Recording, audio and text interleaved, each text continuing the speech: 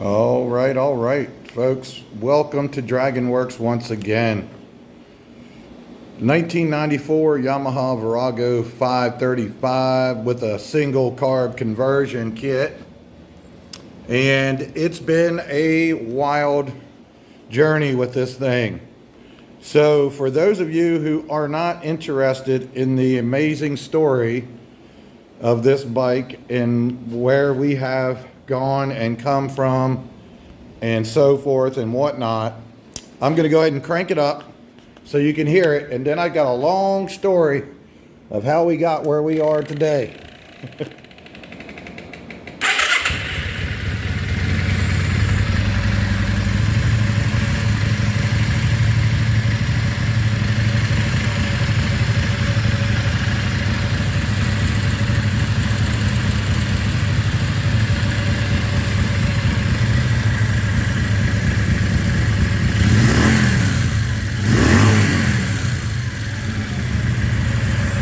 It actually runs real good. I just got back from a ride, and that single carb is working awesome.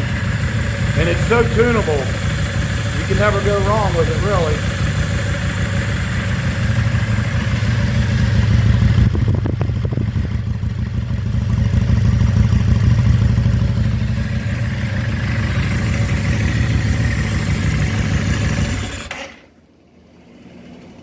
Okay, so anyway, I know you guys already saw that. I did a first start for you a month ago.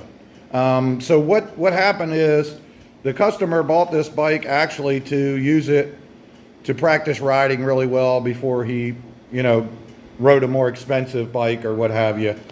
And he didn't know anything about it. It hadn't ran in like 10 years. And the carbs were a mess, so he decided to take them off and do this conversion. So when he brought me this bike, he had done a bunch of work already. Basically, all I was supposed to do was put gas in it and start it and tune the carburetor. That was it. But it did not go that way. So I got it, and maybe you guys remember on the other video, I'm not even sure, I didn't look back and see. When I opened this tank up, it was just solid rust. Well, this tank has a line in it. Of course, this ain't the main line, but you can see, I'll show you here. Here's a line going down, and there's another fuel tank back underneath of here. You can see part of it back down. There's the petcock, and we're going to talk about that petcock in a minute. So anyway, this tank feeds that tank, and down in there is really the actual fuel tank. So he cleaned them out really good, but what happened is it sat with no gas in it, and they just rusted up again. So I had to clean all those out. I got all the rust cleaned back out, got that done, got everything hooked back up, put some gas in it, only to find out that petcock I just showed you, I think you can see it good enough without the light. It's the craziest thing. Yeah, that's it.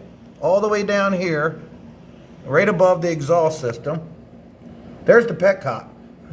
That's a fuel tank down there. But anyway, I got it all built, got it all back together, only to notice that this petcock itself was leaking fuel. And it's the lowest point on the bike, so it just basically drained the tank. It was just seeping out, but it was just enough to cause a lot of trouble. So, drain all the gas back out.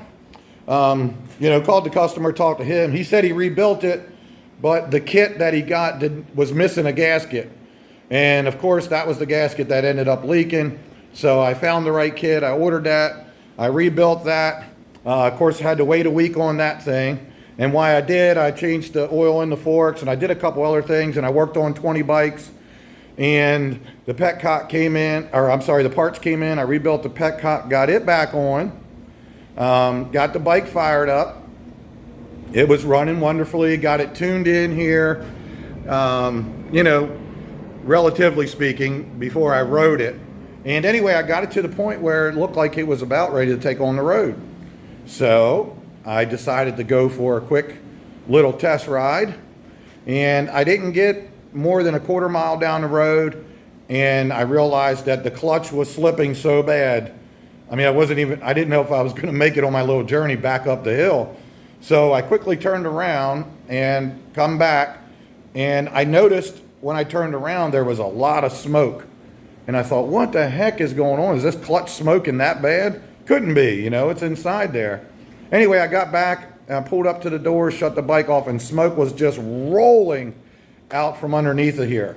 And it looked like it was about ready to burst into flames any second.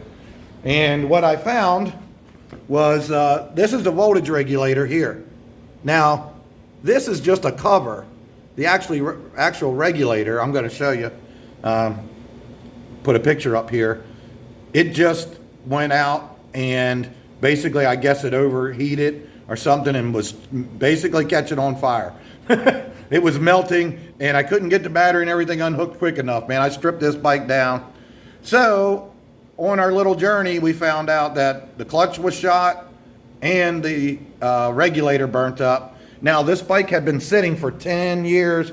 The customer never heard it run. I had never heard it run until then, never rode it, nothing. And sometimes that kind of weird stuff happens. Electronics are really weird. It sat here and idled all that time with no problem. But it seemed like once I took it down the road and the RPM started climbing and it really put out some voltage, that regulator was not up to the task and it just melted. So fortunate for him, he had another parts bike and he took one off and brought it to me and everything was fine. So got that on, got it started up, everything good. I had the clutch already ordered, so I had to wait for the clutch disc to come in.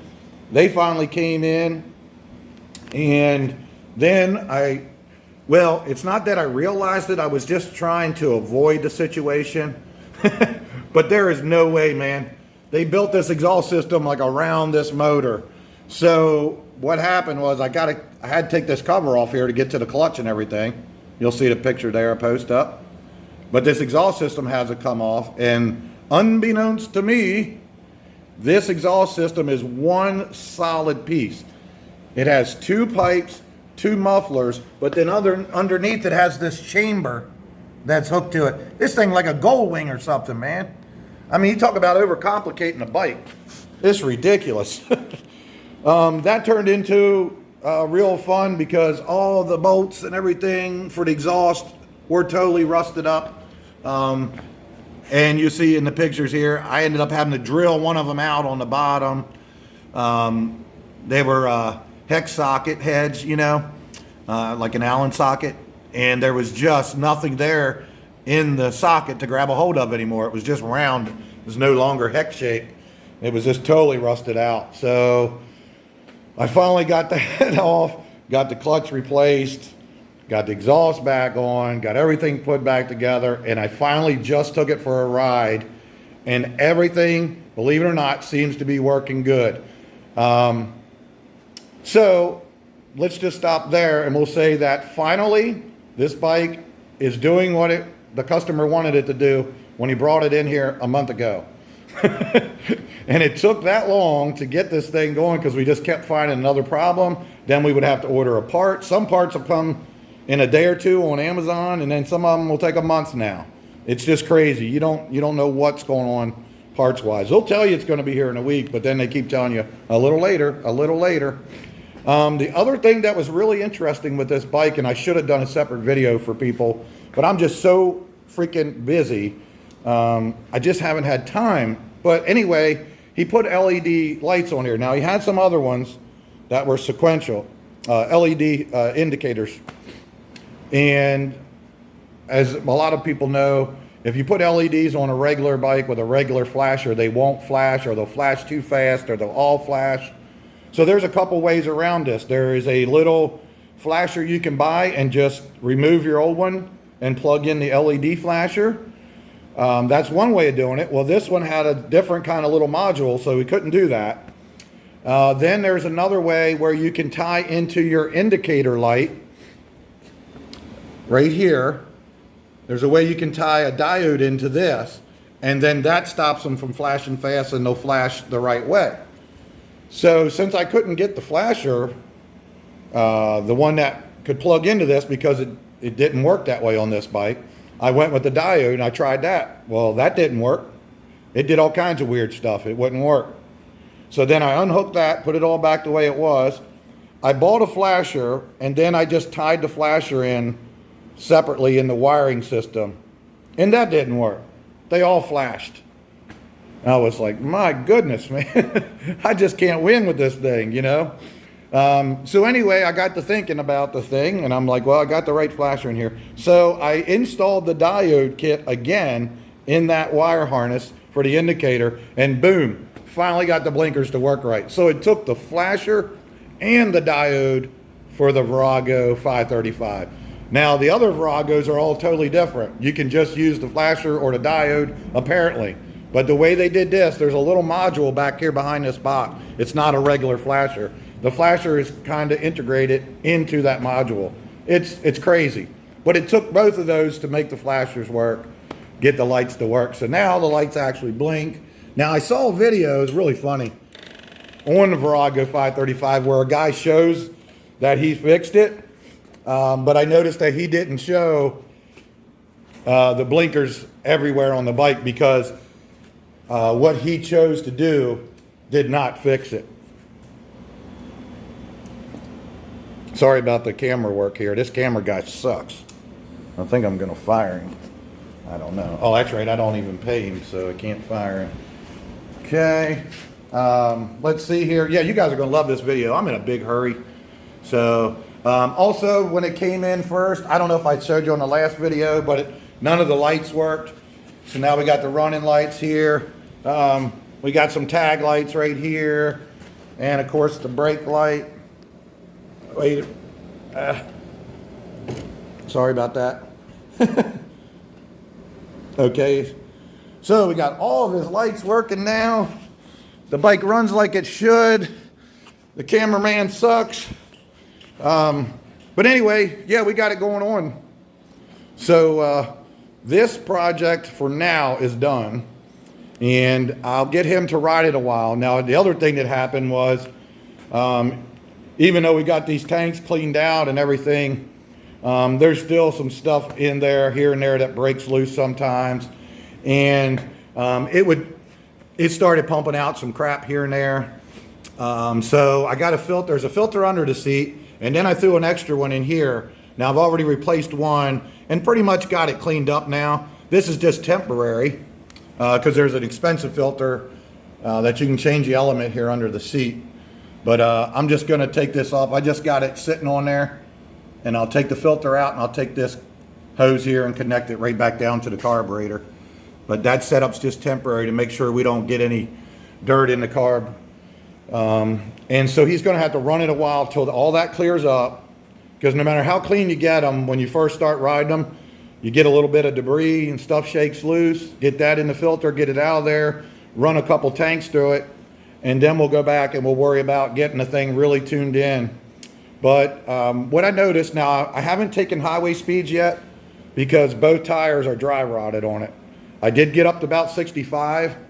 That's about, 65 hitting the pavement is about as much as I want to go.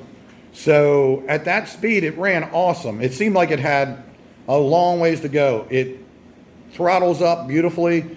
It definitely runs better with a load on it.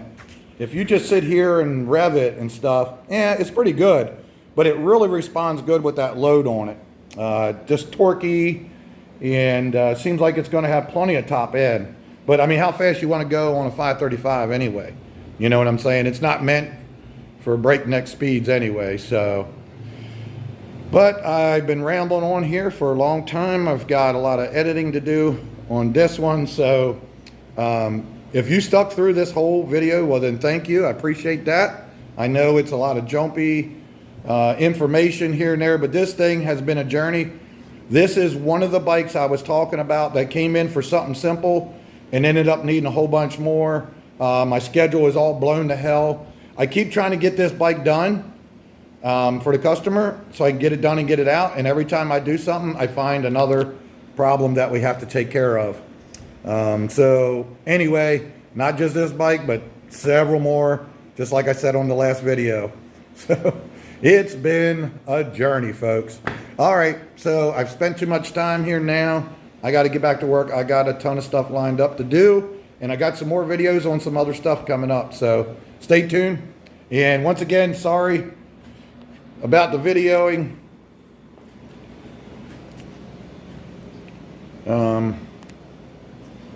I'll do better, guys. All right. Thanks for watching. You need something done, hit me up. Like, subscribe, share, all that good stuff. And Dragon says, peace out.